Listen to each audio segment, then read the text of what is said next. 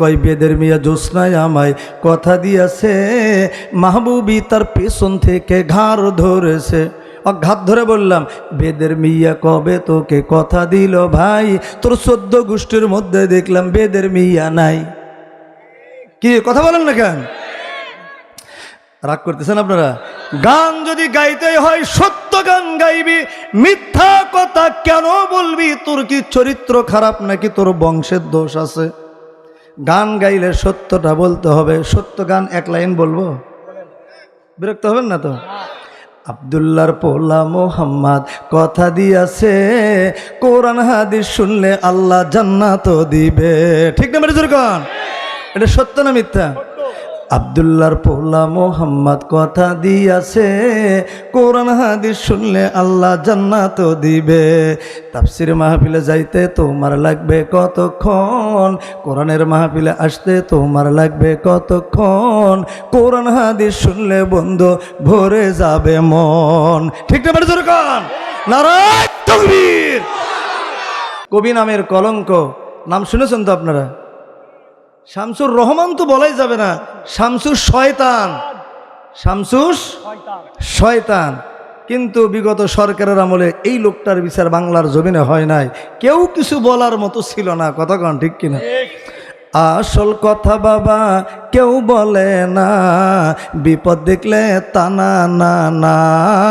আসল কাজে কেউ যাবে না, সুযোগ বুঝে তাল বাহানা। জোরে জোরে কোন কথাগুলো ঠিক কিনা? মোদের দাও গো বলি, যার আদর্শে যে পথে তোমার প্রিয়জন গেছে চলি। ওই পথের অনুসরণ করতে হবে, যেই পথের অনুসরণ করে তারা জান্নাত পর্যন্ত পৌঁছে গেছেন। সেটা হলো আল কোরআনের পথ। জোরে চিল্লায় বলুন, কোন পথ? এই কোরআনের পথে। আপাতত একটু আপনি কম কথা বলেন, কারণ পানরা সিটে বের হয়ে যাবে, কিন্তু পান খাওয়াটা বন্ধ হয়ে যাবে। আচ্ছা ঠিক আছে, কন্ট্রোল করবেন। মানুষ বুড়ো হোক, কন্ট্রোলিং আছে ঠিক। আমার বন্ধুগণ, এই কোরআনের পথে কিভাবে ফিরে আসতে হবে রব্বুল আলামিন তাও সুন্দর করে বলে দিলেন। উদখুলু ফিস সিলমি কাফা ওয়ালা তাত্তাবিউ খুতুওয়াতিশ শাইতান ইন্নাহু লাকুম আদুউম মুবিন। আল্লাহু আকবার বলেন। আল্লাহ পাক বলেন, তোমরা ইসলামের মধ্যে পুরোপুরি ভাবে দাখিল হয়ে যাও, ইসলামের অনুসরণ পুরাপুরি ভাবে করো। ইসলামে শুধু নামাজ পড়লাম, রোজা রাখলাম, হজ করলাম, যাকাত দিলাম, মসজিদ মাদ্রাসা নির্মাণ করলাম, দান খয়রাত করলাম, ভালো ভালো কাজ করলাম, কিন্তু ওয়ামাল্লাম ইয়াহকুম বিমা আনজালাল্লাহু ফাউলাইকা হুমুল কাফিরুন। আল্লাহর কোরআন দিয়ে রাষ্ট্র পরিচালিত হোক, সমাজ পরিচালিত হোক, পরিবার পরিচালিত হোক, এটা আমি চাইলাম না। আল্লাহ পাক কোরআনের আরেকটা জায়গায় বলেন, নুমিনু বিবাদি ওয়া নাকফুরু বিবাদ ওয়া ইউরিদুনা আন ইয়াত্তাখিযু বাইনা যালিকা সাবিলা উলাইকা হুমুল কাফিরুনা হাক্কা। আল্লাহ পাক বলেন, সমাজের মধ্যে এমন কিছু লোক পাওয়া যাবে যারা হবে অনেক বুদ্ধিমান, অনেক সম্পদের অধিকারী, অনেক দাপটশীল হবে। তাদের সিস্টেম হলো তারা 2-3টা হুকুম মানবে, তারা নামাজও পড়বে, রোজাও রাখবে, হজ করবে, দান খয়রাত করবে, ভালো ভালো কাজ করবে, কিন্তু আল্লাহর কোরআন দিয়ে রাষ্ট্র পরিচালিত হোক, সমাজ পরিচালিত হোক, এটা তারা চাইবে না। উলাইকা হুমুল কাফিরুনা হাক্কা। এরাই হলো সমাজের মধ্যে টাটকা কাফের। এরা সমাজের মধ্যে কি? টাটকা নির্ভেজাল, মানে একদম অরিজিনাল কাফের। ও নামাজি, কোরআন দিয়ে নামাজ পড়ো, সমাজ কেন গড়ো না? ও নামাজি, কোরআন দিয়ে নামাজ পড়ো, সমাজ কেন গড়ো না? জোরে কোন ঠিক কিনা? আমার বন্ধুগণ, এবার আসুন, কেউ যদি 5 ওয়াক্ত নামাজ আদায় করে আর আল্লাহর কোরআন দিয়ে রাষ্ট্র পরিচালিত হোক, এটা যদি না চায় তাহলে তাকে বলা হবে নামাজি কাফের। কেউ যদি মুখে দাড়ি রাখে, মাথায় টুপি দেয়, জুব্বা পরে, পাগড়ি পরে আর আল্লাহর কোরআন দিয়ে রাষ্ট্র পরিচালিত হোক, এটা যদি না চায় তাহলে তাকে বলা হবে টুপিওয়ালা দাড়িওয়ালা কাফের। কেউ যদি মক্কায় গিয়ে হজ পালন করে আসে আর আল্লাহর কোরআন দিয়ে রাষ্ট্র পরিচালিত হোক, এটা যদি না চায় তাহলে তাকে বলা হবে আলহাজ কাফের। এরকম আলহাজ কাফের বাংলার জমিনে আছে না নাই?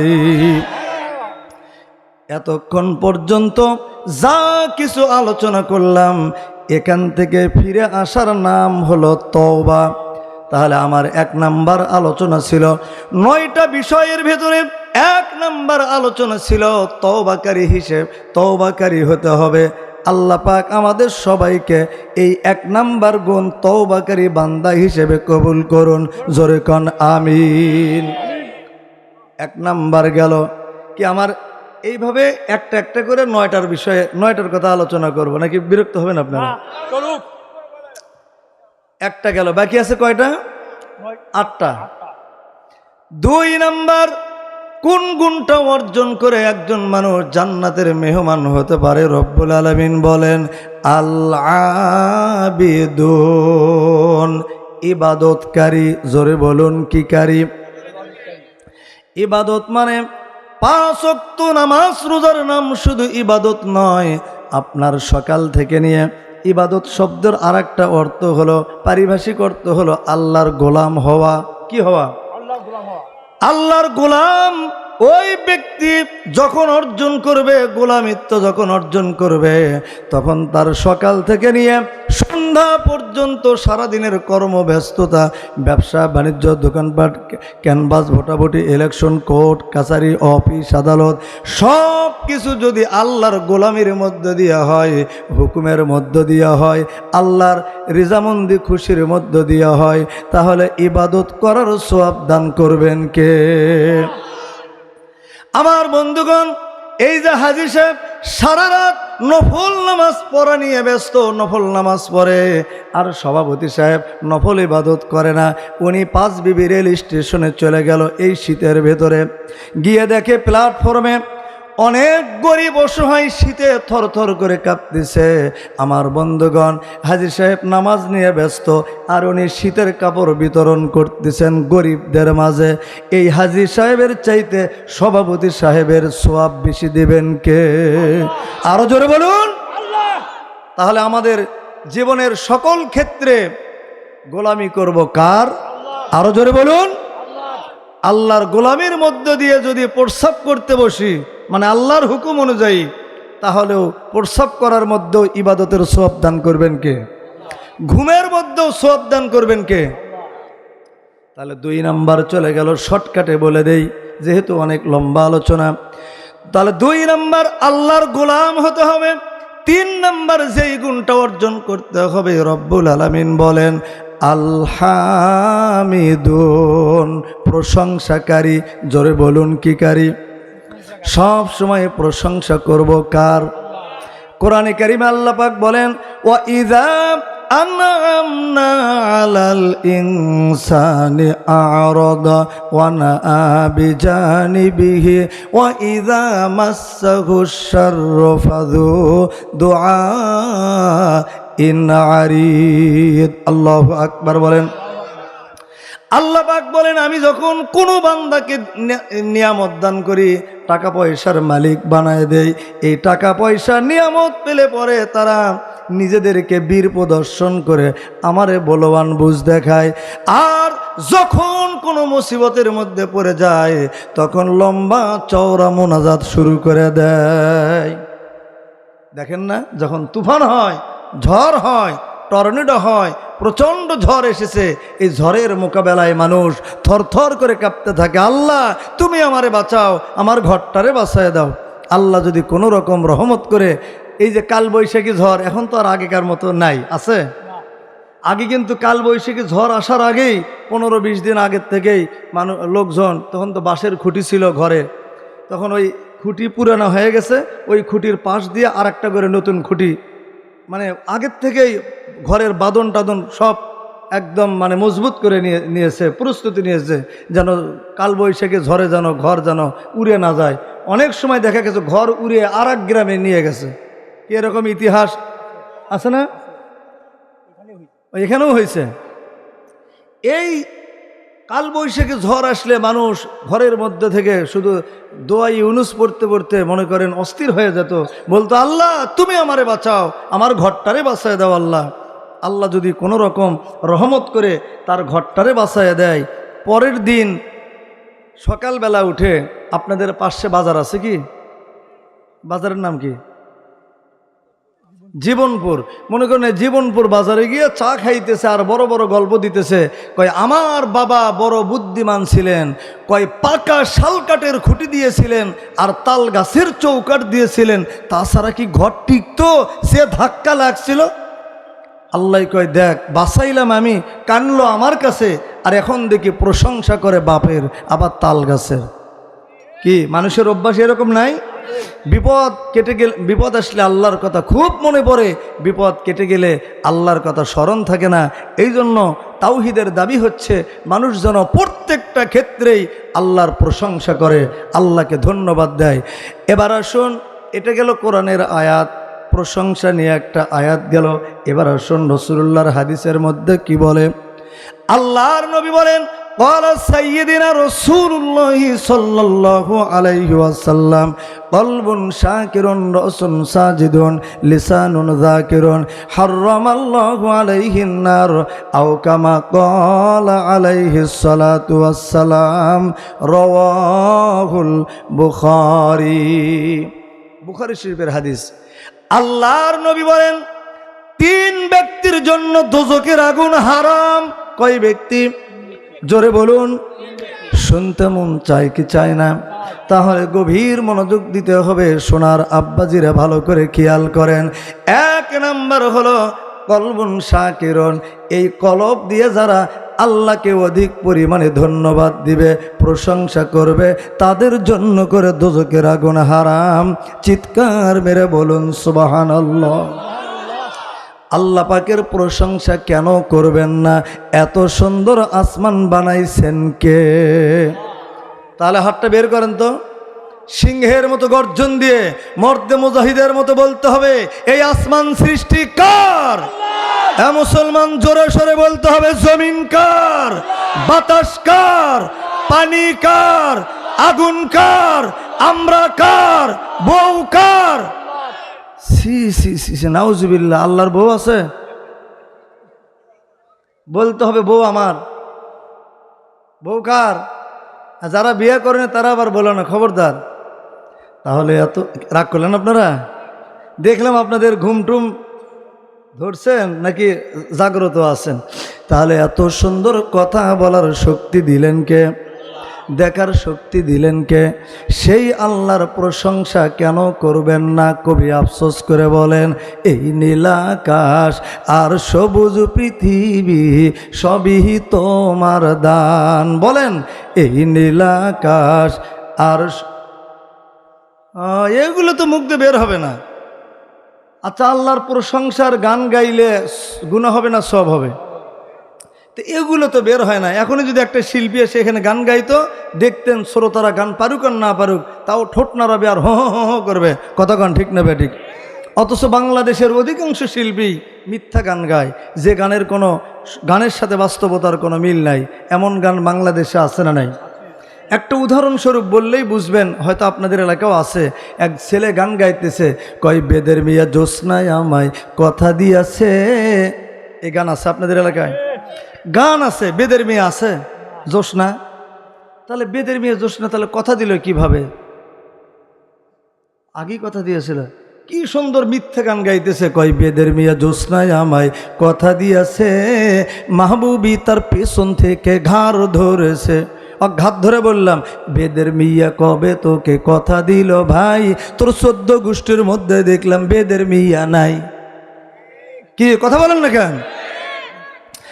রাগ করতেছেন আপনারা? গান যদি গাইতে হয় সত্য গান গাইবি, মিথ্যা কথা কেন বলবি? তোর কি চরিত্র খারাপ নাকি তোর বংশের দোষ আছে? গান গাইলে সত্যটা বলতে হবে। সত্য গান এক লাইন বলবো, বিরক্ত হবেন না তো? আব্দুল্লাহর পোলা মোহাম্মদ কথা দিয়াছে, কোরআন হাদিস শুনলে আল্লাহ জান্নাত দিবে। ঠিক না মেরে জোরে কোন? এটা সত্য না মিথ্যা? আব্দুল্লাহর পোলা মোহাম্মদ কথা দিয়াছে, কোরআন হাদিস শুনলে আল্লাহ জান্নাত দিবে। তাফসীর মাহফিলে যাইতে তোমার লাগবে কতক্ষণ, কোরআনের মাহফিলে আসতে তোমার লাগবে কতক্ষণ, কোরআন হাদিস শুনলে বন্ধু ভরে যাবে মন। ঠিক না মেরে জোরে কোন? নারায়ে তাকবীর। আমার বন্ধুগণ, তাহলে কয় ব্যক্তির জন্য দোজখের আগুন হারাম? এক নাম্বার চলে গেল, কলব দিয়ে যারা আল্লাহকে অধিক পরিমাণে ধন্যবাদ দিবে তাদের জন্য করে দোজখের আগুন হারাম। চিৎকার মেরে বলুন সুবহানাল্লাহ। তাহলে ওইদিকে, তাহলে 3 নাম্বার চলে গেল, 9টা গুণের ভিতরে 3 নাম্বার চলে গেল, আল্লাহর প্রশংসাকারী বান্দা হতে হবে। বুঝলেন তো? শয়নে স্বপনে নিশীতে রঙ্গনে গোপনে সর্ব অবস্থায় প্রশংসা করব কার? আরো জোরে বলুন। তাহলে 3 নাম্বার কি? প্রশংসাকারী হতে হবে। হাদিস, যে হাদিসটা বললাম কয় ব্যক্তির জন্য দোজখের আগুন হারাম, তার মধ্যে একটা আলোচনা হয়েছে, বাকি আছে কয়টা? 2টা। 2 নাম্বারটা আলোচনা হবে এই যে 9টার যে সিরিয়াল আছে এটার 6 নাম্বারের সাথে এই হাদিসের 2 নাম্বারটা যোগ হবে। বিষয়টা আগেই বলে দিলাম যেন পরে বুঝতে সহজ হয়। আমার বন্ধুগণ, তাহলে 3 নাম্বার চলে গেল। 4 নাম্বার যেই গুণটা অর্জন করে একজন মানুষ জান্নাতের সুসংবাদ পেতে পারে, আল্লাহ পাক বলেন আস-সাইহুন, রোজা পালনকারী। কি কারী? এখনো সামনে অনেক দিন পরেই রোজা, সামনে রমজান আসতেছে, অনেক আলোচনা শুনতে পারবেন হুজুরদের মুখে। আমি রোজা সম্পর্কে বিস্তারিত বলবো না, শুধু এতটুকুই একটু জানতে চাই যে আপনাদের এলাকায় পুরুষরা বেশি রোজা রাখে নাকি মহিলারা? মহিলারা বলতে একটু শরম লাগলো না?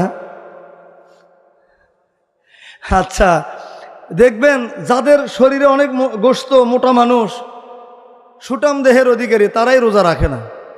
আর যাদের গায়ে গোশত নাই, চিকন চাকন শুকনা শাকনা মানুষ, এরাই কিন্তু বেশি রোজা রাখে। ঠিক না মুরব্বী?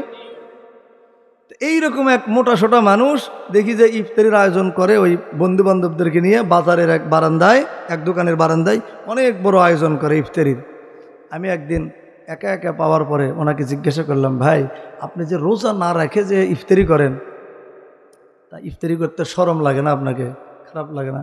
কয় হুজুর আপনি বলেন কি, রোজা না রাখে যে ভুল করছি, ইফতারি না করলে তো কবিরা গুনাহ হয়ে যাবে। চিন্তা করছেন কত বড় বাটপার।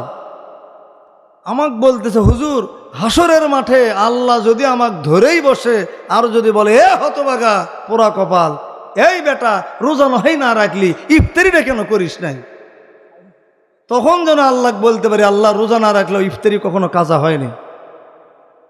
আল্লাহ পাক এই যে সামনে রমজান আসতেছে, আল্লাহ পাক সকলকে রমজানের সঠিকভাবে সিয়াম সাধনা পালন করার তৌফিক দান করুক, বলুন আমিন। তাহলে 4 নাম্বার কি? রোজা পালনকারী হতে হবে। 4 নাম্বার চলে গেল। 5 নাম্বার, আপনারা চিন্তা করতেছেন হুজুর যেইভাবে শুরু করতেছেন একটা একটা করে 1 মিনিট 2 মিনিট করে, তাহলে তো 10 মিনিটের মধ্যে শেষ হয়ে যাবে, ঠিক না? আমি তো শীতের রাত, এই জন্য বেশি সময় নেব না খুব। জি, এইভাবে আলোচনা করলে 10 মিনিটের ভেতরে কি শেষ হলেই তো, মোনাজাত দিলেই তো আপনারা চলে যেতে পারবেন। আমার বন্ধুগণ, 4 নাম্বার চলে গেল। 5 নাম্বার আর রাকিউন, রুকুকারী হতে হবে। রুকিকারী হতে হবে, রুকুকারী। রুকু কার মধ্যে করি? নামাজের মধ্যে। তার মানে সব সময় মাথা নত করব কার কাছে? আরো জোরে বলুন কার কাছে? 5 নাম্বার চলে গেল।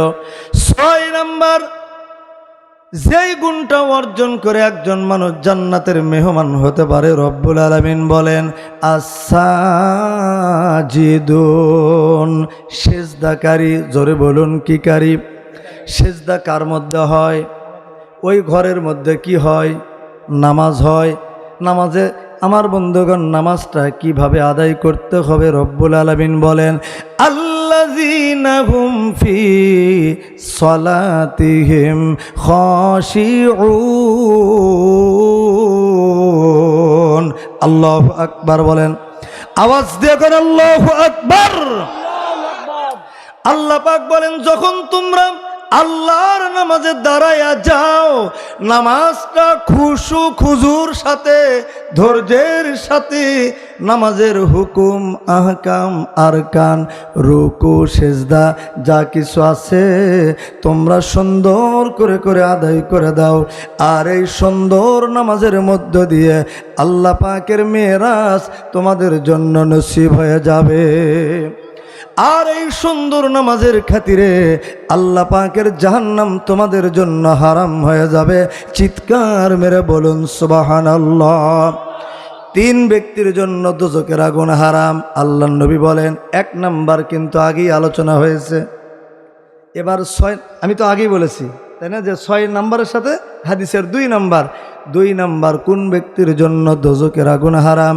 আল্লাহর নবী বলেন, রসুন সাজিদুন, এই মাথা দিয়ে যারা আল্লাহকে সেজদা করবে তাদের জন্য করে দোজখের আগুন হারাম। চিৎকার মেরে বলুন সুবহানাল্লাহ। কি দিয়ে কাকে সেজদা হবে বলেন তো? মাথা দিয়ে যারা আল্লাহকে সেজদা করবে। সেজদা নামাজের মধ্যে হয় নাকি আর কোথাও হয়? আর কোথাও হয় না? মাজারে, ভণ্ডপীরের মাজারে। আচ্ছা, এই সিজদা আর নামাজ নিয়ে এই বাংলাদেশে 2টা অবহেলা চলতেছে। কয়টা অবহেলা? আমার সাথে জবাব দেবেন, কয়টা? 1 নাম্বার হলো রাষ্ট্রীয় অবহেলা, মানে এটা সরকারের অবহেলা। 2 নাম্বার হলো ধর্মীয় অবহেলা। তাহলে 1 নাম্বার রাষ্ট্রীয় অবহেলা, 2 নাম্বার ধর্মীয় অবহেলা। আপনারা 1 নাম্বারটা শুনবেন নাকি 2 নাম্বারটা? দুটাই? আচ্ছা, কয়েকজন বললেন যে দুটাই। আচ্ছা, দুটাই কয়জন? সে কয়জন একটা হাত তোলেন তো দেখি। ওরে বাবা, আজকের মাহফিলে যদিও লোকজন একটু কম, কিন্তু দেখতেছি আপনারা ওয়াজ শোনার খুব জম। কারণ বহু এলাকায় দেখেছি আমি তাসখোর, গাঁজাখোর, মদখোর, জুয়াখোর, আর আপনারা যে দেখতেছি ওয়াজখোর। আলহামদুলিল্লাহ বলেন। আপনারা কি খোর? ওয়াজখোর। আল্লাহ কবুল করুক, বলুন আমিন। আমার বন্ধুগণ, তাহলে এই নামাজ নিয়ে 1 নাম্বার রাষ্ট্রীয় অবহেলা কি? আল্লাহ রাব্বুল আলামিন কোরআনে কারীমের মধ্যে কত সুন্দর করে বলেন, আল্লাযীনা ইম্মাক্কান্নাহুম ফিল আরদি আকামাস সালাহ। আল্লাহু আকবার বলেন।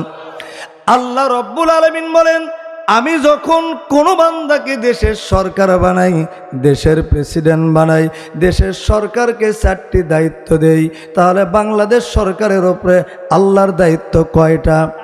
জোরে বলুন, কয়টা? এই 4টা দায়িত্বের ভিতরে আজকে শুধু একটা দায়িত্বের কথা সরকারের বিষয়ে আলোচনা হবে। আর যখন সরকার গঠন হবে, যেহেতু অস্থায়ী সরকার, যখন সরকার গঠন হবে সেদিন যদি আল্লাহ পাক আপনাদের মাঝে আবারও নিয়ে আসেন, সেই দিন বাকি 3টার কথা আলোচনা করব ইনশাআল্লাহ। আমার বন্ধুগণ, সরকারের 4টি দায়িত্বের ভিতরে 1 নাম্বার দায়িত্ব হলো আকামাস সালাহ। বাংলাদেশ সরকারের 1 নাম্বার দায়িত্ব হলো বাংলার জমিনে নামাজ প্রতিষ্ঠা করা।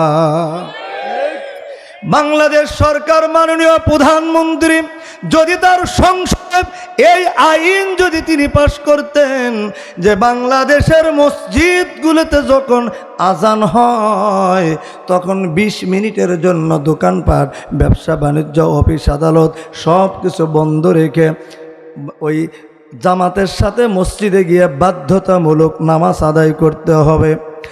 আর পুলিশ প্রশাসনকে দিয়ে রাস্তা রাস্তায় টহল দিতে হবে। যারা নামাজের সময় মসজিদের বাইরে রাস্তা রাস্তায় ঘোরাফেরা করবে তাদেরকে এত বড় একটা বাটাম দিয়ে, ওই লাঠি দিয়ে পাছার মধ্যে পিটাইয়া পিটাইয়া মসজিদে নিয়ে যেতে হবে। আমার বন্ধুগণ, সৌদি আরবে মক্কা মুআজ্জামার ভিতরে নিজের চোখে দেখে এসেছি। আমার ভাইয়েরা, আমার বাবাজিরা, ওখানে যদি কেউ এক ওয়াক্ত নামাজ আদায় না করে তাকে গ্রেফতার করে এনে টয়লেটের মধ্যে বন্দি করে রাখা হয়।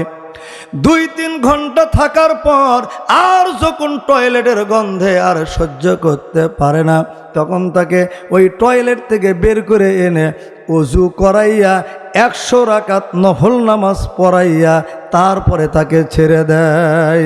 বাংলাদেশে এই আইন যদি সংসদে পাশ করা হতো, বলেন তো কোনো মুসলমানের সন্তান কি আজানের পরে মসজিদের বাইরে থাকতে পারত? জোরে বলুন, পারত? এখন যদি উচিত কথা কই, পিঠের ওপর দিয়ে যাবে মই। কথা কন ঠিক না বেঠিক? আমার বন্ধুগণ, আর একটা কথা না বললেই নয়। এই বাংলার জমিনে বিগত সরকারের আমলে আর একজন ব্যক্তি বুকটা উঁচু করে ঘোষণা দিয়েছিল যে বাংলাদেশের মসজিদগুলোতে যখন ফজরের সময় আজান হয় তখন আমার ঘুম নষ্ট হয়, মেজাজটা এত খারাপ হয়। ওই মসজিদ সাহেবের আল্লাহু আকবার, আল্লাহু আকবার আমার কাছে এত খারাপ লাগে, মনে হয় বেশ্যা তার খরিদ্দার ডাকতেছে। জোরে কর নাউজুবিল্লাহ। কবি নামের কলঙ্ক, নাম শুনেছেন তো আপনারা? শামসুর রহমান তো বলাই যাবে না, শামসুর শয়তান, শামসুর শয়তান। কিন্তু বিগত সরকারের আমলে এই লোকটার বিচার বাংলার জমিনে হয় নাই, কেউ কিছু বলার মতো ছিল না। কথা কন ঠিক কিনা? আসল কথা বাবা কেউ বলে না, বিপদ দেখলে টানা না না, আসল কাজে কেউ যাবে না, সুযোগ বুঝে তাল বাহানা। জোরে জোরে কোন কথাগুলো ঠিক কিনা?